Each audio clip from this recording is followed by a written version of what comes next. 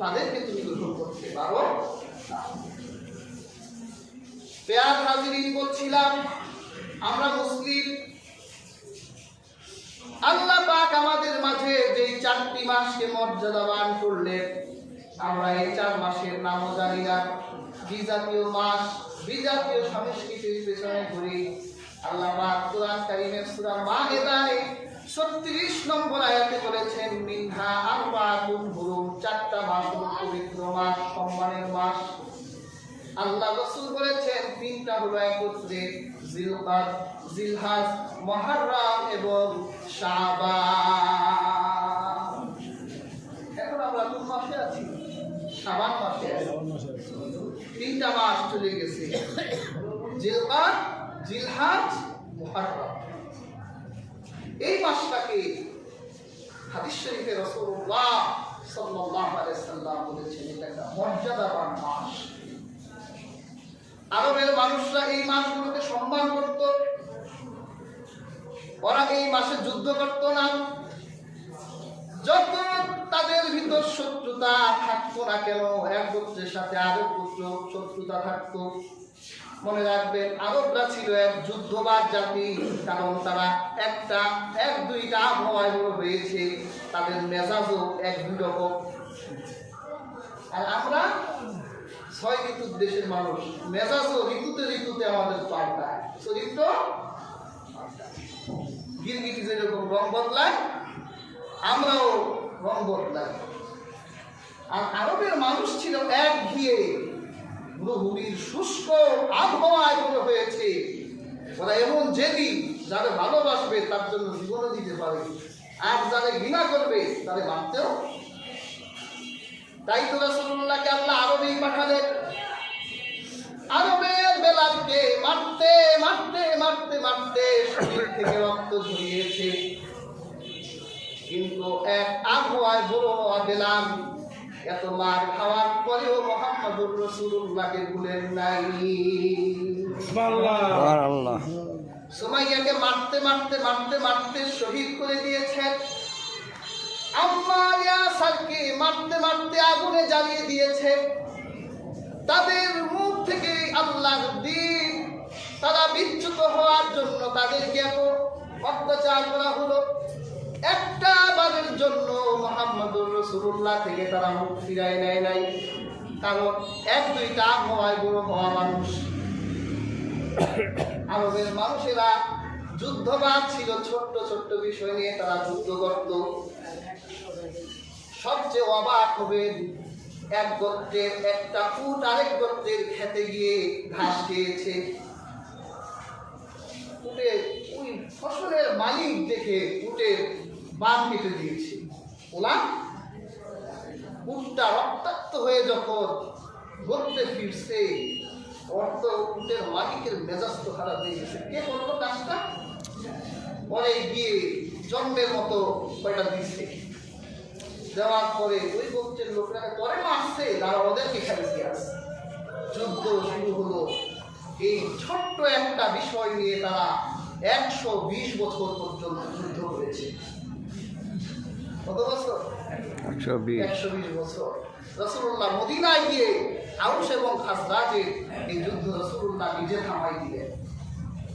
তারা মনে যুদ্ধ চলতই। ছেলেরা আসলো, কিরে তোর বাবা উট আমার বাবা খেতে আসছিল, তোদের আসতে গেছি। আবার নাতির প্রজন্ম যখন আসলো, কিরে তোর দাদার উট আমার দাদার ফসলে আসছে, তোদের আসতে গেছি। এইভাবে যুদ্ধ করতে করতে 120 বছর পর্যন্ত তারা যুদ্ধ করত। পেয়ার হাজির, এত যুদ্ধবাজ জাতি, দাঙ্গাবাজ, তারপরেও তারা এই 4টা মাসে যুদ্ধ করত না। তারা বলতো জিলকদ, জিলহজ, মুহররম আর শাবানে আমরা যুদ্ধ করব না, এটা সম্মানের মাস। তারা এই মাসগুলোকে সম্মান দিয়ে তারা যুদ্ধ বন্ধ রাখত। কিন্তু আমরা কেমন ইহুদি হলাম, কেমন খ্রিস্টান হলাম, আমাদের নেচার কেমন খারাপ হলো। 12 মাস যুদ্ধই করতে থাকি আমরা। কাফেরেরা আমাদের উপর আক্রমণ করে, আমরা কাফেরদের উপর আক্রমণ করে যুদ্ধ করতেই থাকি। এই পৃথিবীর বুকে এখন নিয়ম বলতে আর কিছুই নাই, নীতিচ্যুত হয়ে গেছি। আগুন দিয়ে জ্বালিয়ে দিই, ভেঙে চুরমার করে দেই, মানব হত্যার ইতিহাস রচনা করি। বেয়ার হাজিরি অস্তিত্বে আঘাত আসলে ছাড় দিতে নেই। এই আয়াতে আল্লাহ পাক বলেছে, লা তাযলিমু ফীহিন্না আনফুসাকুম, তোমরা এই মাসগুলোতে নিজেদের সাথে জুলুম করো না।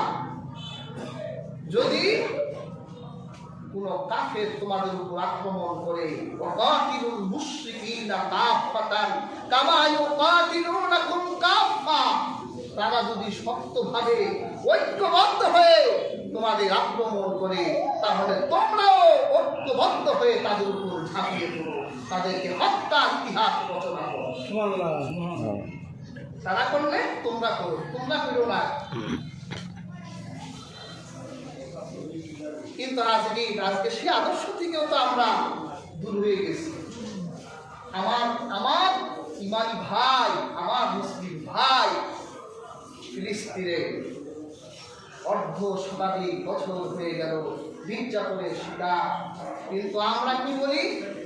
আমরা বলি ওটা ওদের প্রাচীর, ওদের সীমানা, ওদের বর্ডার।